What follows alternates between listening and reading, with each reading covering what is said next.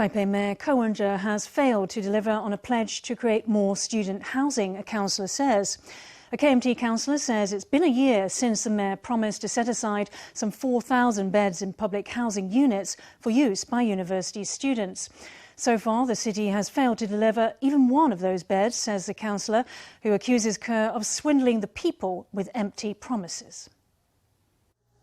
Last year, Taipei City government said it would allocate 6 public housing units to university students. Today, a city councillor charged the mayor with failing to make good on his promise.